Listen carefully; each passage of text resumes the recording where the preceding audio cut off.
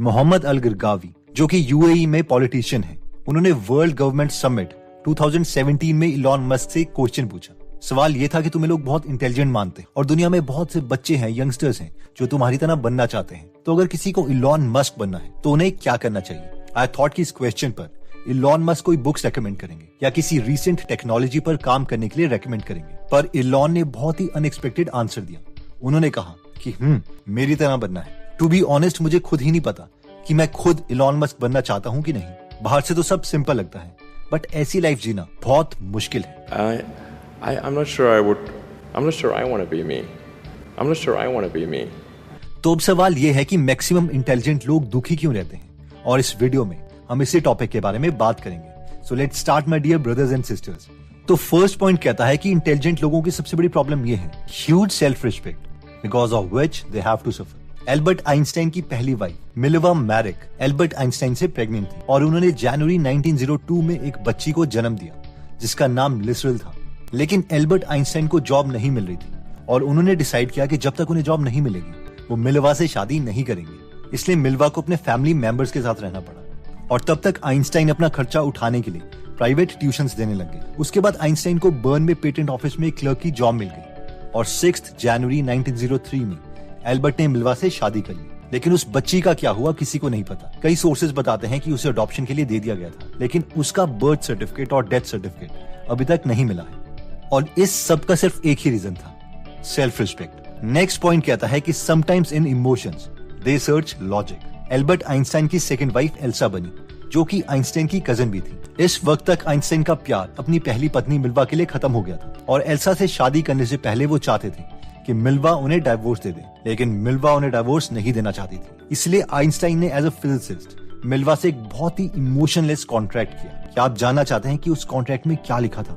उस कॉन्ट्रैक्ट में लिखा था कि ठीक है, अगर तुम्हें मेरी वाइफ रहना है तो तुम्हें हर रोज ये ध्यान रखना पड़ेगा कि तुम मेरे सारे कपड़े ठीक ढंग से रखो, मुझे हर रोज 3 टाइम का खाना दो, मेरे साथ तुम्हारा कोई पर्सनल रिलेशनशिप नहीं होगा, बस कहीं अगर हमें सोशली बाहर जाना पड़े तभी हम साथ देखेंगे, वरना नहीं। और साथ में तुम्हें मेरे साथ कोई प्यार नहीं रखना है और तुम्हें मेरा बेडरूम या स्टडी रूम उसी वक्त छोड़ना पड़ेगा जिस वक्त मैं तुमसे कहूंगा। It's okay. जब मुझे भी इसके बारे में पता चला तो मुझे भी बहुत नेगेटिव फीलिंग है, लेकिन स्टोरी यहाँ पर खत्म नहीं होती। एल्बर्ट आइंस्टाइन मिल्वा के पीछे पड़े रहे कि वो उन्हें डाइवोर्स दे और फाइनली मिल्वा को ये कह के कन्विंस कर दिया कि मुझे पता है मुझे नोबेल प्राइज मिलेगा ही मिलेगा और उससे जितने भी पैसे मुझे मिलेंगे मैं तुम्हें दे दूंगा। मिल्वा को ये ऑफर एक्सेप्ट करना पड़ा क्योंकि उनके एक बेटे के कुछ हेल्थ इश्यूज थे और आइंस्टाइन को उसकी ज्यादा परवाह नहीं थी। इन शॉर्ट पॉइंट ये है कि जो लोग कुछ ज्यादा ही इंटेलिजेंट होते हैं वो हर चीज को लॉजिकली सॉल्व करना चाहते हैं। They are less emotional which eventually makes them unhappy. Next point कहता है कि loneliness amplifies pain and makes you unhappy. क्या आपको पता है कि the greatest scientist Isaac Newton के मरने के बाद एक डायरी मिली थी जिसमें उन्होंने लिखा हुआ था कि बचपन में वो ये सोचते थे कि वो अपने पेरेंट्स को जिंदा जला के उनके ऊपर एक घर बना ले। बेशक इसका एक रीजन ये भी था कि न्यूटन के बायोलॉजिकल फादर की न्यूटन के जन्म से 3 महीने पहले डेथ हो गई थी और न्यूटन की मदर ने दूसरी शादी कर ली थी और जब न्यूटन 3 साल के हुए तो न्यूटन को न्यूटन के ग्रैंड पेरेंट्स के साथ ही छोड़ दिया गया था, जिसकी वजह से न्यूटन खुद को हमेशा अकेला सा मानते थे। एनीवेज, इस अकेलेपन की वजह से न्यूटन की लाइफ में एक टाइम ऐसा भी आया कि 1693 में न्यूटन का मेंटल ब्रेकडाउन हो गया था, जिसकी वजह से वो करीबन 18 महीने तक सिवियर डिप्रेशन में रहे। न्यूटन ने कभी भी शादी नहीं की और सोते हुए ही उनकी नींद में डेथ हुई थी। नेक्स्ट पॉइंट कहता है कि they will do anything to get success. Newton को बहुत क्यूरियोसिटी थी कि मून अर्थ के चक्कर क्यों काटता है और वो अर्थ पर ही क्यों नहीं गिर जाता, बट इस कॉन्सेप्ट को समझने के लिए उस वक्त सफिशिएंट मैथमेटिक्स डेवलप नहीं थी, इसीलिए उन्होंने कैलकुलस बनाई। लेकिन कुछ टाइम के बाद एक जर्मन मैथमेटिशियन जिनका नाम गॉटफ्रीड लेबनिज था, उन्होंने भी खुद कैलकुलस के कॉन्सेप्ट्स को इन्वेंट करके पब्लिश कर दिया। तब तक न्यूटन ने अपना काम सबके सामने पब्लिश नहीं किया था। न्यूटन को इस बात पर बहुत गुस्सा आ गया था और उन्होंने कहा कि मैं कैलकुलस को 20 साल पहले ही बना चुका हूँ। अब इस बात पर बहस होने लगी कि एक्चुअल में कैलकुलस बनाई किसने पहले थी। तो लेबनिज ने ये केस लंदन में रॉयल सोसाइटी के सामने रख दिया कि आप ही लोग डिसाइड करो कि ये पहले इन्वेंट किसने किया। लेकिन रॉयल सोसाइटी में तो न्यूटन ही प्रेजेंट थे, साइंटिफिक एकेडमी के, और उन्होंने अपने इन्फ्लुएंस को यूज करके ये प्रूव कर दिया कि वो ही कैलकुलस के इन्वेंटर हैं। लेकिन बहुत लोग ये मानते हैं कि एक्चुअल में लेबनिज ने पहले कैलकुलस को इन्वेंट किया था। एनीवेज, न्यूटन अपने काम में इतने ज्यादा ऑब्सेस्ड थे कि वो खाना खाना भी भूल जाते थे और वो चाहते थे कि हिस्ट्री बुक्स में बस उन्हीं का नाम लिखा जाए। जैसे कि न्यूटन ने बहुत फेमस मोशन पर 3 लॉज दिए थे, जिस पर एक साइंटिस्ट जिनका नाम रॉबर्ट हुक था, उन्होंने कहा कि मैंने ही ये आइडिया न्यूटन को दिया था, इसलिए मुझे भी इसका क्रेडिट मिलना चाहिए। अगेन न्यूटन ने अपना रॉयल सोसाइटी में पोजीशन को यूज किया और रॉबर्ट हुक की एक ही फोटो थी रॉयल सोसाइटी में, वो भी न्यूटन ने हटवा दी। अब आप बोलेंगे पर आइंस्टाइन तो बहुत अच्छे थे, उनका काम तो ओरिजिनल था। यस, उनका काम ओरिजिनल था, लेकिन उन्होंने वो काम अकेले नहीं किया था। आइंस्टाइन एक अच्छे थिंकर थे, थॉट एक्सपेरिमेंट्स करते थे, लेकिन उनकी फर्स्ट वाइफ मिल्वा ने उन्हें मैथ्स में बहुत हेल्प की थी। ये हिस्टोरियंस को इसलिए पता है क्योंकि आइंस्टाइन के मरने के बाद उनके बहुत से लेटर्स मिले थे जिनसे ये प्रूफ होता है। जब आइंस्टाइन और मिल्वा एक साथ पढ़ते थे तो मिल्वा के अप्लाइड फिजिक्स में 5 मार्क्स थे, जबकि आइंस्टाइन के सिर्फ 1 मार्क था, और उन दोनों के ग्रेड्स भी ऑलमोस्ट सेम आते थे, 4.7, 4.6 एक्सेट्रा। और मोस्ट इंपॉर्टेंट प्रूफ ये है कि आइंस्टाइन ने 27 मार्च 1901 में मिल्वा को एक लेटर लिखा था जिसके वर्डिंग्स ये थे, how happy and proud I will be when the two of us together will have brought our work on relative motion to a victorious conclusion। इसमें हर जगह वर्ड्स ऐसे ही यूज किए गए हैं जैसे कि हमारा काम, जो हमने साथ में किया था, एक्सेट्रा। लेकिन एक्चुअली मिल्वा को अपने काम से ज्यादा कुछ लेना देना नहीं था। वो चाहती थी कि सारा क्रेडिट आइंस्टाइन को ही मिले। लेकिन जब आइंस्टाइन को अपनी कजन से प्यार हो गया और वो मिल्वा के साथ अपने बच्चे की हेल्थ को भी भूल गए थे, तो तब मिल्वा ने उन्हें लिखा था कि इस काम में मुझे भी क्रेडिट चाहिए, जिस पर आइंस्टाइन ने अगेन उन्हें लेटर लिखा जिसके वर्डिंग्स कुछ ये थे, जब तुम मुझे इन सब बातों से धमकाती हो तो मुझे बहुत हंसी आती है। क्या तुमने सिर्फ एक सेकंड के लिए भी सोचा है कि जिस आदमी के बारे में तुम बात कर रही हो उसने लाइफ में अचीव क्या किया है? कोई भी तुम्हारा विश्वास नहीं करेगा। याद रखो, जब कोई भी बिल्कुल इनसिग्निफिकेंट होता है उसे कुछ नहीं बोलना चाहिए, और मैं भी तुम्हें यही रेकमेंड करूंगा कि तुम भी चुप रहना। इन शॉर्ट पॉइंट ये है कि कई बार सक्सेस के लिए ये इंटेलिजेंट लोग ज्यादा ही स्टेप्स उठा लेते हैं। नेक्स्ट पॉइंट कहता है कि they think about topics that will lead to sadness. अगर आप डीप थिंकर हैं तो आप हमेशा डीप क्वेश्चंस के बारे में सोचते रहो, जैसे कि लाइफ का आखिर पर्पस क्या है, डेथ के बाद क्या होता है, बर्थ से पहले हम कहाँ थे, ये करोड़ों गैलेक्सी आई कहाँ से, क्या भगवान वही है जो हम सोचते हैं, क्या हमारी समझ से बिल्कुल अलग है। और इन डीप क्वेश्चंस को एक इंटेलिजेंट इंसान बहुत देर तक सोचता रहता है। अब क्योंकि इन सवालों का जवाब इस वक्त ह्यूमैनिटी के पास तो नहीं है, इसलिए ये डीप क्वेश्चंस हमेशा हमें दुखी ही करते हैं। नेक्स्ट पॉइंट कहता है कि intelligent people are overly ambitious and just focus on their work. One of the greatest physicist Michio Kaku जब हाई स्कूल में थे तब वो स्कूल के बाद अपने गराज में चले जाते थे अकेले कुछ करने, जो उनके पेरेंट्स को भी नहीं पता था।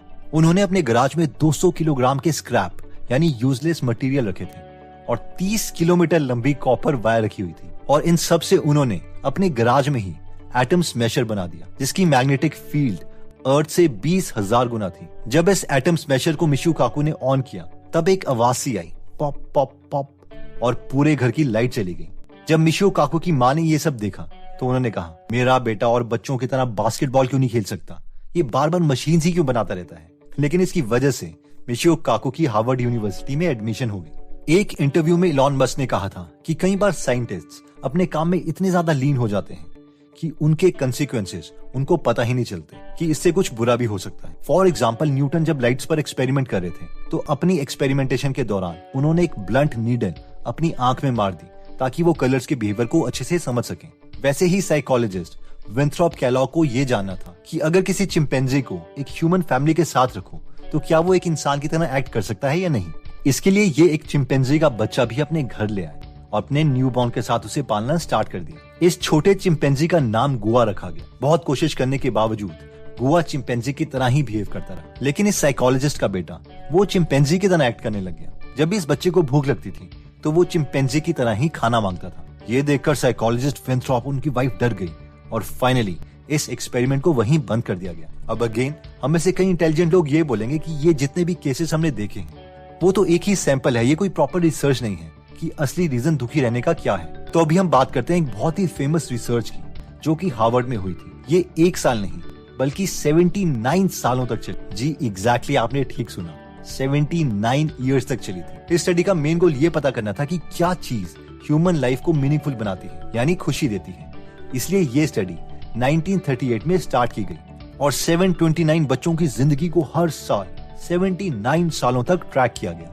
इन सब 729 पार्टिसिपेंट्स का हर साल ब्लड टेस्ट लिया जाता, ब्रेन स्कैन्स करवाए जाते और इवन की हर साल इनकी लाइफ के बारे में इनसे सवाल पूछे जाते। ये 729 बच्चे 2 कैटेगरी से थे। एक थे अच्छी फैमिली से जो हार्वर्ड में स्टडीज के लिए एडमिशन ले चुके थे, और दूसरे थे बॉस्टन के सबसे गरीब बच्चे। जब इनसे शुरू में सवाल पूछे गए कि तुम लाइफ से क्या चाहते हो, तो इनमें सबने सिर्फ 2 ही जवाब दिए। या तो ये लोग बहुत अमीर बनना चाहते थे या फिर बहुत फेमस होना चाहते थे। लेकिन जैसे जैसे इनकी एज होती रही, इनके प्रेफरेंसेस भी चेंज होते गए। कई लोगों की हेल्थ इश्यूज होने के बावजूद वो हमेशा खुश रहते थे और कई लाइफ में बहुत कुछ अचीव करने के बाद भी दुखी थे। जब सब रिसर्चर्स ने 79 सालों का डेटा एक साथ कलेक्ट किया और उसे एनालाइज किया, तब तक ये बच्चे 90 साल की उम्र तक पहुंच चुके थे। और इस स्टडी से 2 अमेजिंग कंक्लूजन सामने आए जो हमें बताते हैं कि हम एक्चुअल में खुश रहते कैसे हैं। सबसे पहले कंक्लूजन ये था कि social connections are good for you, यानी जो लोग अपने फैमिली मेंबर्स के साथ कनेक्टेड थे और उनके साथ रहते थे, उनकी बाकी लोगों की कंपैरेटिवली हेल्थ भी अच्छी थी और वो अपनी लाइफ से ज्यादा खुश भी थे। खुश रहने का दूसरा रिक्वायरमेंट थी पिक क्वालिटी ओवर क्वांटिटी। इस स्टडी में 80 साल के जो बूढ़े कपल्स थे, उन्होंने बताया कि अगर उनके हेल्थ इश्यूज भी होते हैं तो भी वो उतने ही खुश रहते हैं क्योंकि उन्होंने एक अच्छा लाइफ पार्टनर चूज किया था।